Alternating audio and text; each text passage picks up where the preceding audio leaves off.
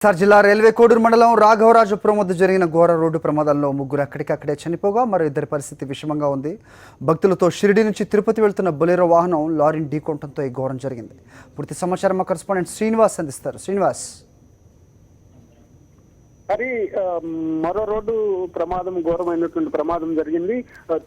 మొత్తం మీద ఈ రైల్వే కోడూరుకు సంబంధించినటువంటి రాఘవరాజపురం వద్ద బొలెరో ఒకటి మినీ లారీని ఢీకొట్టడంతో ఇద్దరు, అంటే మనకు అందినటువంటి సమాచారం ప్రకారం ఇద్దరు మాత్రమే చనిపోయారని చెప్తున్నారు. డ్రైవరు, అదేవిధంగా రాజశేఖర్ అని చెప్పి తిరుపతి శ్రీరామ్ చిట్స్ లో పనిచేస్తున్నటువంటి ఉద్యోగి. ఇద్దరు కూడా వీళ్ళు షిరిడి వెళ్లి రిటర్న్ వస్తున్నారు. ఇద్దరు పిల్లలు, భార్య, భర్త కలిసి షిరిడి వెళ్లి రిటర్న్ వస్తున్న నేపథ్యంలో ఈ రైల్వే కోడూరు దగ్గర ప్రమాదం జరిగింది. ఈ ప్రమాదంలో పిల్లలిద్దరు మాత్రం సురక్షితంగా ఉన్నారు.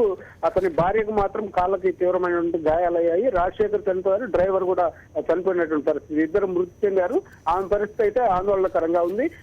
వీళ్ళు కూడా మొత్తం సుండుపల్లి మండలం, వైఎస్ఆర్ జిల్లాకు సంబంధించిన వాళ్ళే, ఉద్యోగం తిరుపతిలో చేస్తున్నారు. సుండుపల్లి మండలం సంబంధించినటువంటి వ్యక్తులుగా పోలీసులు గుర్తించారు. హరి, ఓకే.